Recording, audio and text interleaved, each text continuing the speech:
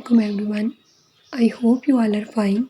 The topic which I am going to discuss today is actually chromatin. सबसे पहले हम chromatin की definition देखते हैं. DNA plus protein and RNA that pack DNA within cell nucleus. DNA plus protein और RNA जो कि pack करता है DNA को सेल के न्यूक्लियस में, इसे कहते हैं क्रोमैटिन. क्रोमैटिन की दूसरी डेफिनेशन अगर हम देखें तो डीएनए प्लस हिस्टोन. डीएनए और हिस्टोन के कम्बिनेशन को भी हम क्रोमैटिन कहते हैं. ये दो इसकी डेफिनेशन थी. DNA plus protein and RNA जो कि पैक करेगा डीएनए को सेल के न्यूक्लियस के अंदर, इसे कहते हैं हम क्रोमैटिन. इसके अलावा क्रोमैटिन दो चीज़ों का कम्बिनेशन होता है, DNA plus histone.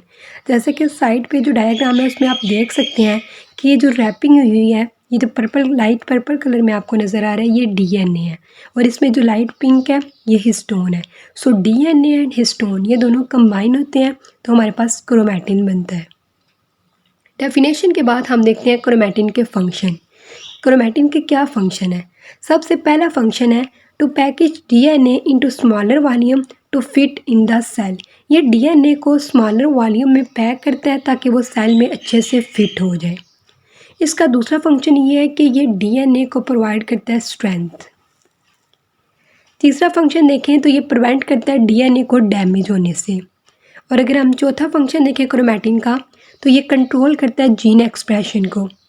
And the last one is, तो ये बेसिकली क्रोमैटिन का मेन फंक्शन ये होता है कि ये डीएनए की रेप्लिकेशन को, यानी कि डेफिनेशन थी और ये इसके फंक्शन थे. नेक्स्ट हम देखते हैं क्रोमैटिन की type, euchromatin and heterochromatin.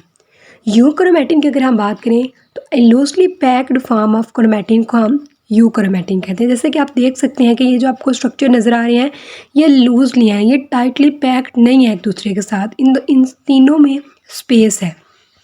So what is euchromatin?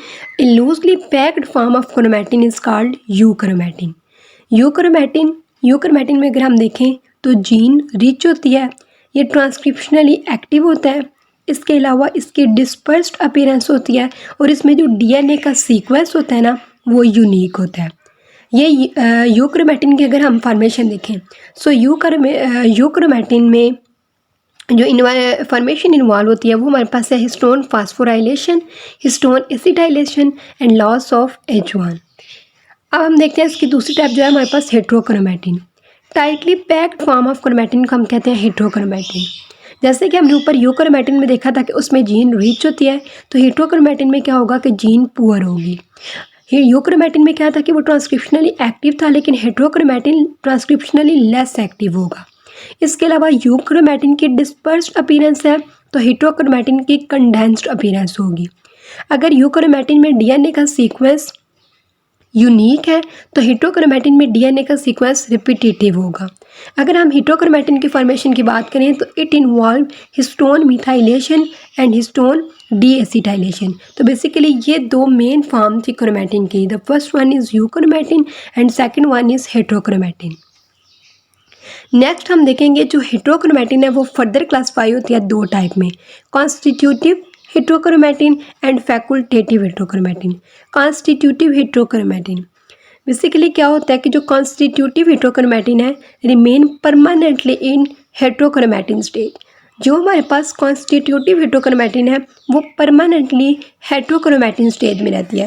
और हम पीछे पढ़ चुके हैं कि हेट्रोक्रोमैटिन में क्या होता है कि क्रोमैटिन टाइटली पैक्ड होते हैं. Tightly packed form of chromatin को हम हेट्रोक्रोमैटिन कहते हैं. तो constitutive heterochromatin remain permanently in heterochromatin stage, ये रिवर्ट नहीं होते यूक्रोमैटिन स्टेज में. It does not revert to the euchromatin stage. अगर हम इसकी दूसरी टाइप देखें तो ये हमारे पास है facultative heterochromatin. Facultative heterochromatin consist of euchromatin. ये किस पे कंसिस्ट होते हैं? यूक्रोमैटिन पे. That take compactness characteristics of heterochromatin during some phase of development. ये बेसिकली यूक्रोमैटिन को कंसिस्ट करते हैं और इसके अलावा ये कुछ कंपैक्टनेस जो करेक्टरिस्टिक्स होती हैं हेट्रोक्रोमैटिन को उनको अडॉप्ट करते हैं during some phase of development के दौरान. ये हेट्रोक्रोमैटिन की कंपैक्टनेस करेक्टरिस्टिक्स को टेक करते हैं। तो ये हमारे पास हेटेरोक्रोमैटिन की फर्दर दो क्लासिफिकेशन थी, एक थी हमारे पास कॉन्स्टिट्यूटिव और दूसरी थी फैकल्टेटिव। नेक्स्ट अगर हम देखें तो हमारे पास है histone foundation block of chromatin. इसमें क्या होता है कि H3 H4 जब मिलते हैं तो H3 और H4 का डाइमर बनेगा। अब जब ये दोबारा H3 और H4 मिलेंगे तो हमारे पास H3 और H4 का टेट्रामर बन जाएगा। इसी तरह दूसरी तरफ H2A और H2B जब ये दोनों मिलते हैं तो H2A और H2B का डाइमर बनता है।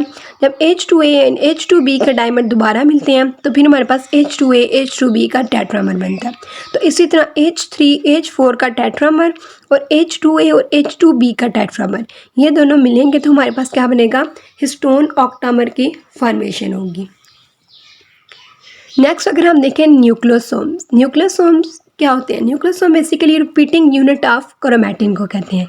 ये जो आपको नज़र आ रहे हैं ये ग्रीन कलर में न्यूक्लियोसोम है, इनके ऊपर जो रैपिंग हुई है वो डीएनए की है। बेसिकली हमारे पास क्या होता है ना कि न्यूक्लियोसोम कोर पार्टिकल होते हैं जो कि 146 बेस पेयर ऑफ डीएनए से मिलकर बने होते हैं। Nucleosome core particle is made up of 146 base pair of DNA which account for 1.67 left hand superhelical turn around histone octamer। Histone octamer की फॉर्मेशन कैसे होती है? जब 2 copies of H2A, H2B, H3 and H4 जब ये मिलती हैं तो हमारे पास हिस्टोन ऑक्टामर बनता है। अब जैसे कि आप डायग्राम में देख सकते हैं, each nucleosome join to other by DNA. Nucleosome join होता है दूसरे न्यूक्लियोसोम से लिंकर डीएनए के जरिए। और लिंकर डीएनए बेसिकली हमारे पास क्या है, एक फ्री स्ट्रेच होता है डीएनए का जिसकी रेंज होती है almost 10 to 80 base pair in length. तो ये बेसिकली हमारे पास न्यूक्लियोसोम्स था। ये न्यूक्लियोसोम्स की डायग्राम है।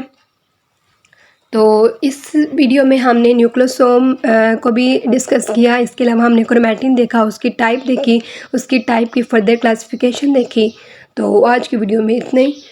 Thank you so much everyone for watching. Please like my video and subscribe my channel by clicking the bell icon.